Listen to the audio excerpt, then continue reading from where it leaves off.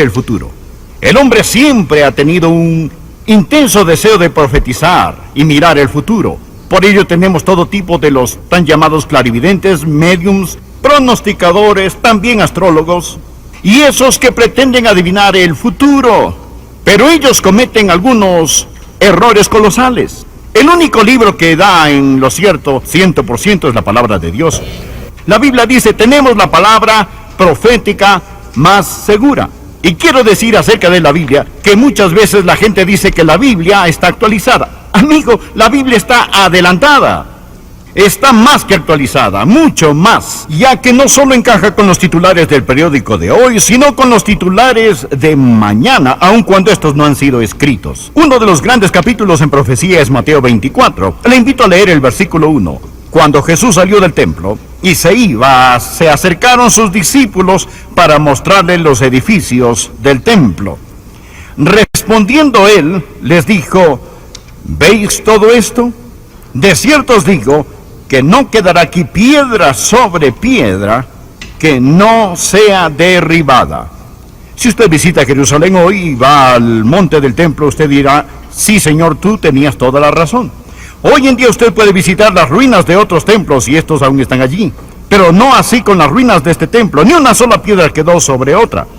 Y estando él sentado en el monte de los olivos, los discípulos se le acercaron aparte diciendo, dinos, ¿cuándo serán estas cosas? Es decir, ¿cuándo será destruido el templo?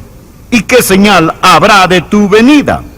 La palabra venida aquí es perusia, y literalmente significa, ¿cuál será la señal cuando tú, Señor Jesús, vengas a tomar el poder? La palabra perusia significa tomar el poder, estar presente, gobernar, reinar como un rey. ¿Cuándo, Señor, tomarás el reino que te pertenece? Luego ellos preguntaron, ¿cuándo iba a ser el final del mundo?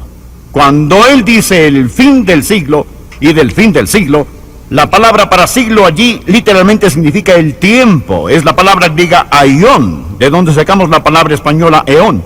No está hablando sobre la desintegración del planeta Tierra, sino cuándo ese tiempo, esa dispensación se va a terminar. ¿Cuándo va a ser destruido el templo? Señor Jesús, ¿cuándo vas a venir? ¿Cuándo gobernarás y reinarás? ¿Cuándo terminará este tiempo presente? Esa es la pregunta que ellos están haciendo. Y si usted quiere entender el capítulo 24 de Mateo, tiene que entender el trasfondo en el cual ellos están haciendo esta importantísima pregunta. Ahora el Señor Jesús empieza a contestarles. Es lo que veremos hoy. El Señor les da las señales de los tiempos, cómo serán los tiempos entre su primera venida y su segunda venida, qué debemos anticipar, qué sucederá, y entonces cuál será la convergencia de estas señales para que podamos saber que el Señor Jesucristo está a la puerta. Permítame darle estas señales. Utilizaré la letra D para que pueda recordarlas fácilmente.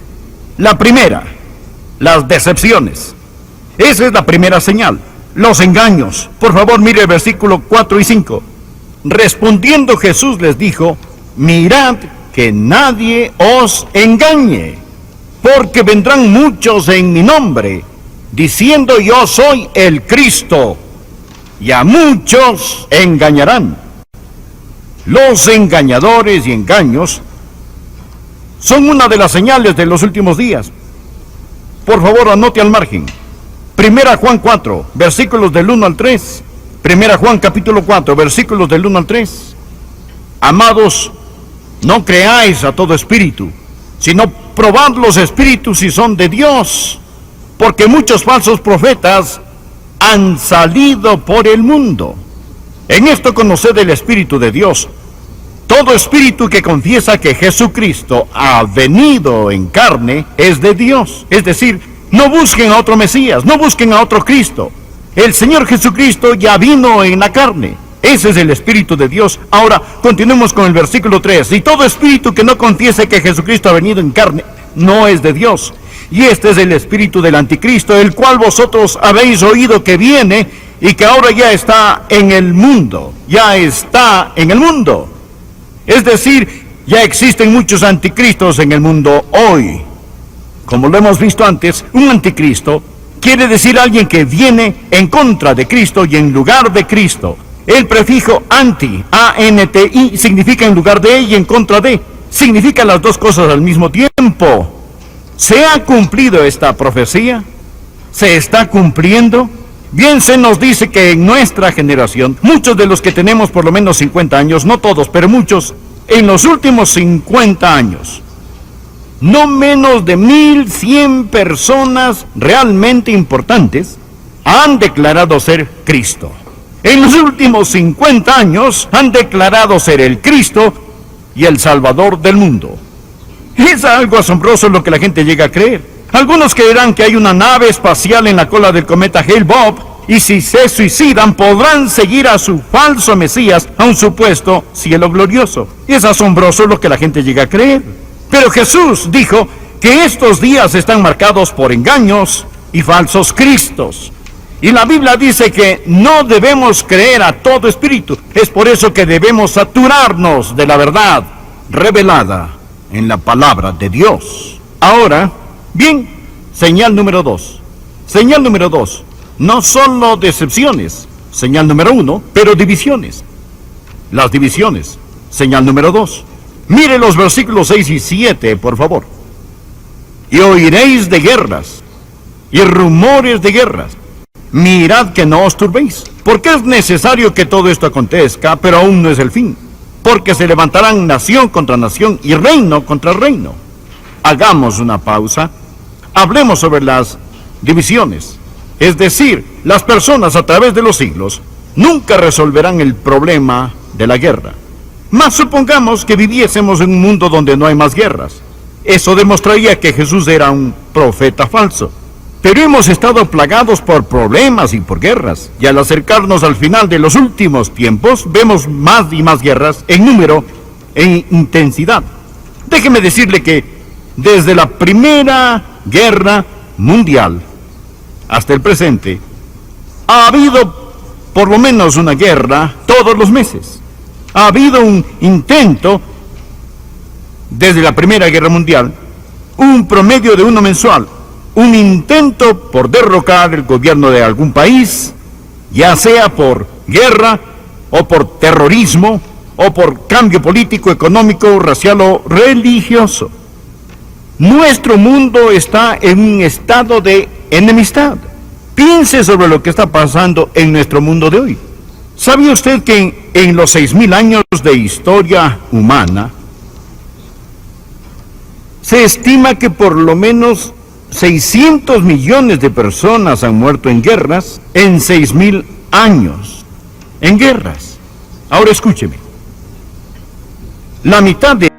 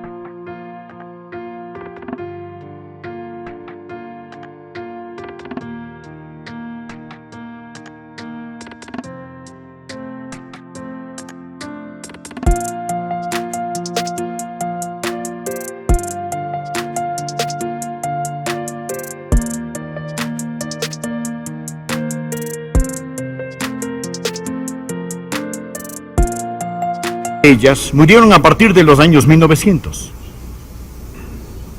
Desde 1900, tantos como murieron en la guerra, por lo menos la mitad del total de los que han muerto, es igual a la misma cantidad que murió en todos los 6,000 años de historia humana. Vemos lo que sucede en el mundo hoy. El terrorismo se expande, los secuestros de aviones, los bombardeos, los asesinatos, los sabotajes, por todo lado. Hoy cuando pasamos por el aeropuerto nos revisan corporalmente. Tenemos que sacar todo lo que llevamos en nuestros bolsillos solo para atravesar ese magnómetro que ve si estamos portando algún contrabando en particular.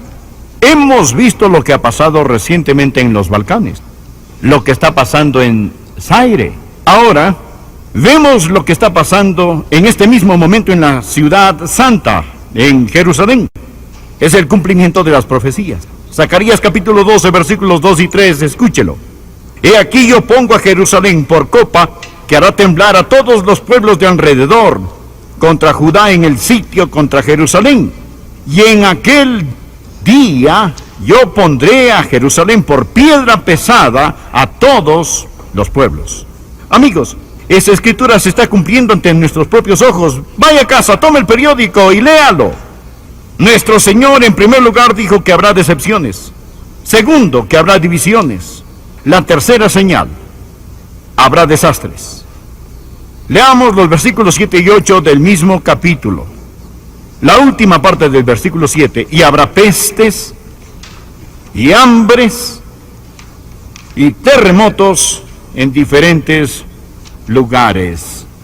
Nuestro Señor Jesús miró por el túnel del tiempo, y el Señor Jesús sabía que el hombre, con todo su ingenio, sabiduría e ingeniosidad, con todos sus conocimientos agrícolas, no podía resolver el problema de la comida. Él sabía que el hambre se extendería por toda la tierra. ¿Sabía usted que hoy, en esta tan llamada sociedad moderna, estamos pasando por un tiempo de hambre inaudita? Debido a dos razones. La primera es la agricultura en sí misma. Hemos violado los terrenos. Ahora, la capa superior de la tierra está gastada. Y la segunda razón del hambre no es la agricultura, sino la guerra. Jesús nos acaba de hablar sobre las guerras. E incluso en los lugares donde tenemos comida, no podemos hacer llegar estos comestibles a las personas debido a las divisiones en esos países, lo que empeora el problema. Un biólogo muy conocido dijo, escuché lo que escribió, es desconcertante. Él dijo, no existe la más mínima esperanza de escapar un tiempo desastroso de hambre de este momento en adelante. Él está diciendo, no hay esperanza, va a venir. Él no es un predicador bautista.